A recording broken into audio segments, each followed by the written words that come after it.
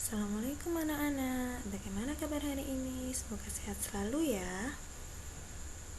Kali ini kita akan belajar tentang matematika di tema 8.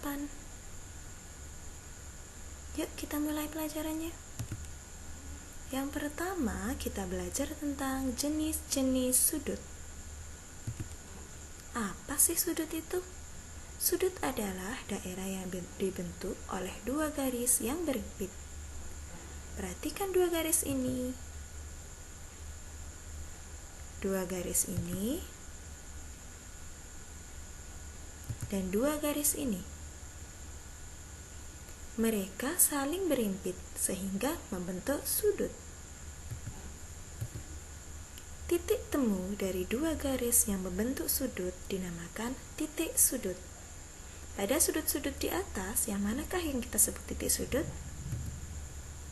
Ya, pada bagian ini, pada bagian ini, dan pada bagian ini. Ini adalah titik sudut. Selanjutnya, kita akan belajar tentang sudut siku-siku.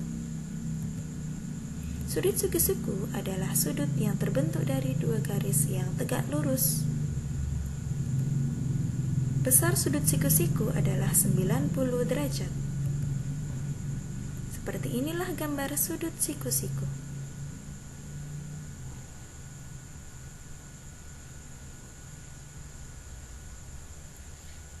Selanjutnya, kita akan belajar tentang sudut lancip. Sudut lancip besarnya kurang dari 90 derajat. Artinya, sudut lancip adalah sudut yang lebih kecil dari sudut siku-siku. Coba kita perhatikan sudut siku-siku ini. Maka, sudut lancip akan semakin kecil, dan semakin kecil. Karena sudut lancip besarnya kurang dari 90 derajat.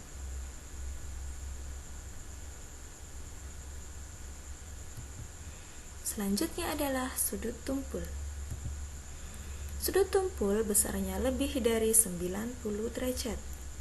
Artinya, sudut tumpul adalah sudut yang lebih besar dari sudut siku-siku.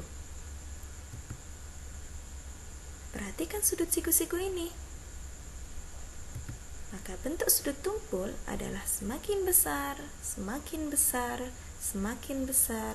dan selalu semakin besar.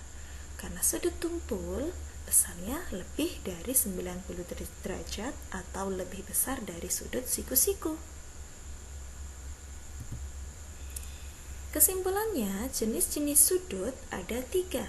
Yang pertama, sudut siku-siku yang besarnya 90 derajat, sudut lancip yang besarnya kurang dari 90 derajat, dan sudut tumpul yang besarnya lebih dari 90 derajat. Sekarang, yuk kita menganalisa bangun datar berdasarkan sifatnya. Ini adalah bangun persegi. Ini persegi A, B, C, D. Sifat pada bangun persegi yang pertama adalah memiliki 4 sisi sama panjang. Manakah sisinya yang sama panjang itu? Sisi yang pertama, sisi AB, sisi BC, sisi CD, dan selanjutnya sisi DA. Sifat selanjutnya adalah memiliki 4 titik sudut yang terdiri dari sudut A, sudut B,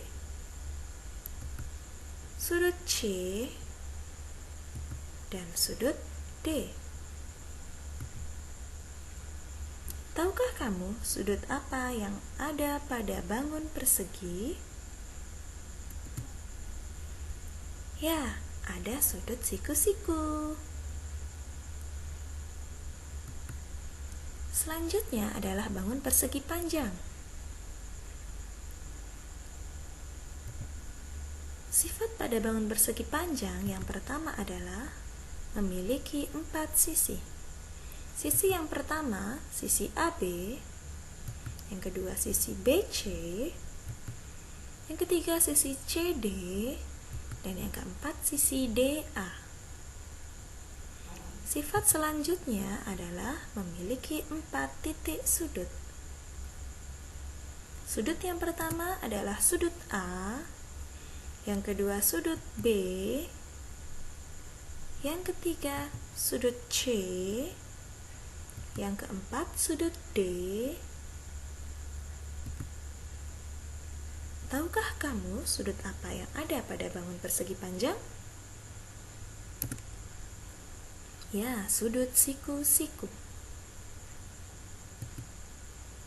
Sekarang kita beralih pada bangun segitiga sama sisi. Sifat pada bangun segitiga sama sisi yang pertama adalah memiliki 3 sisi sama panjang. Mana saja sih sisinya?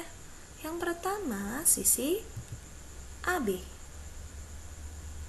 Yang kedua, sisi BC. Yang ketiga, sisi CA. Selanjutnya, ada sifat memiliki 3 titik sudut. Di antaranya sudut A, sudut B, dan yang terakhir sudut C. Tahukah kamu sudut apa yang ada pada bangun segitiga sama sisi? Ya, sudut lancip.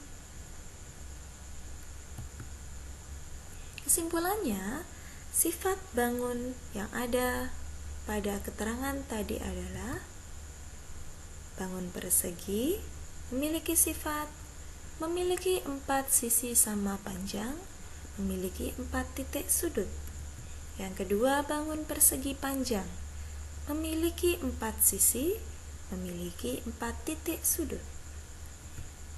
Bangun segitiga sama sisi memiliki 3 sisi sama panjang dan memiliki 3 titik sudut.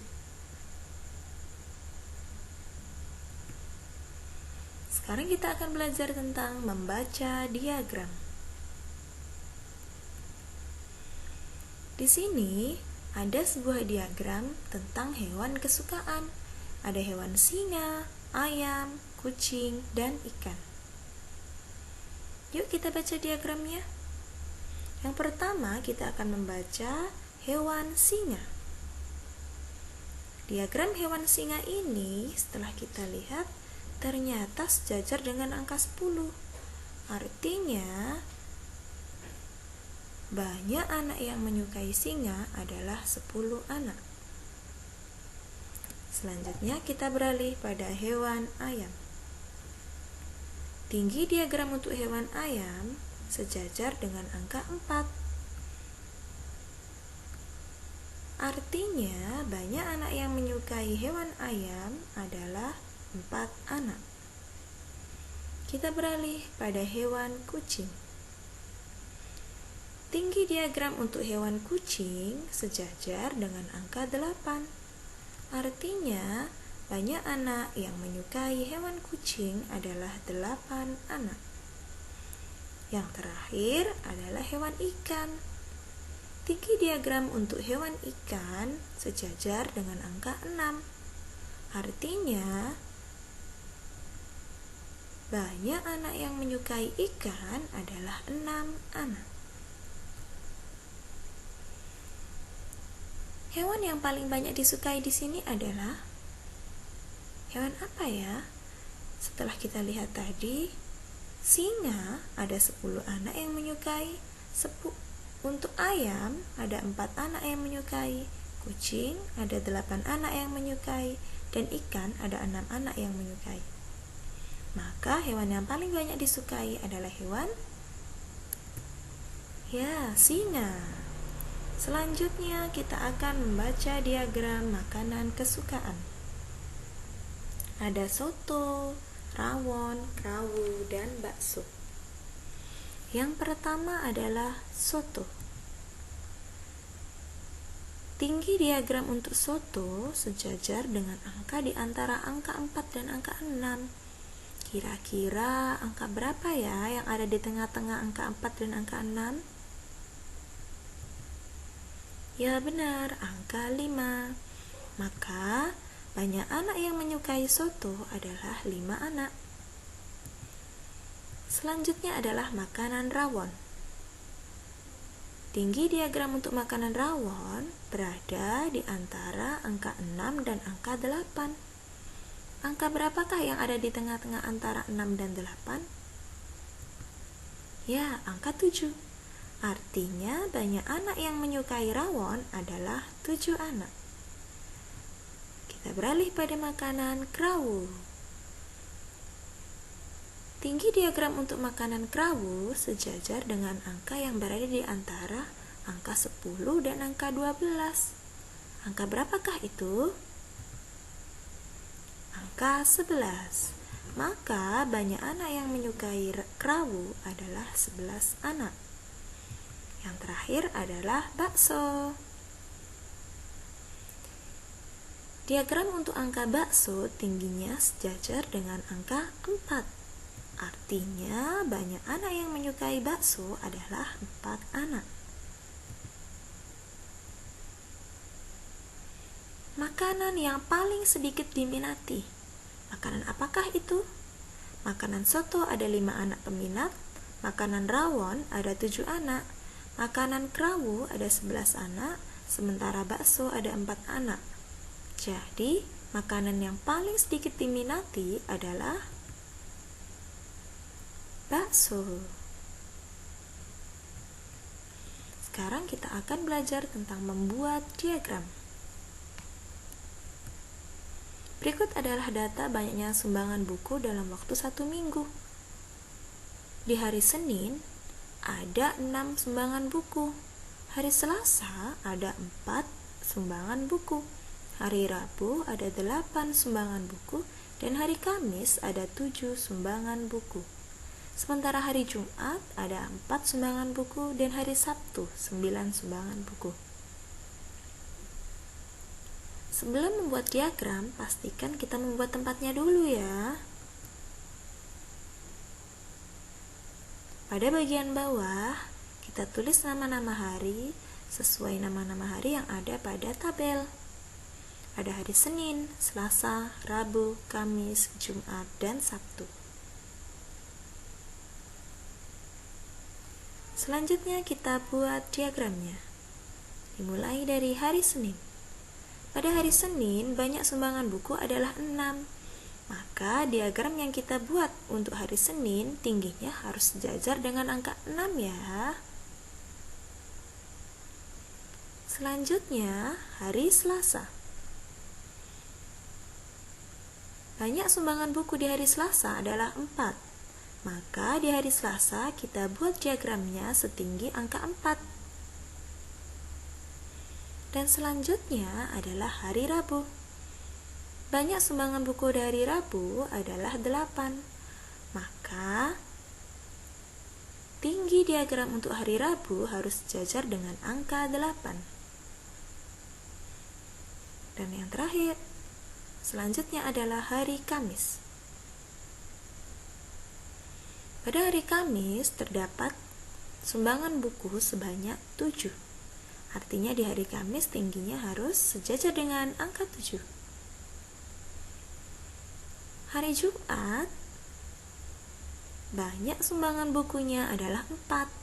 Maka di hari Jumat, diagramnya tingginya harus sejajar dengan angka 4. Yang terakhir hari Sabtu. Pada hari Sabtu terdapat 9 sumbangan buku. Artinya, untuk diagram hari Sabtu tingginya harus sejajar dengan angka 9. Jadilah diagram kita. Demikian pembelajaran kita untuk pelajaran matematika di tema 8. Semangat selalu ya belajarnya. Jangan lupa jaga kesehatan. Sekian dari Ustazah.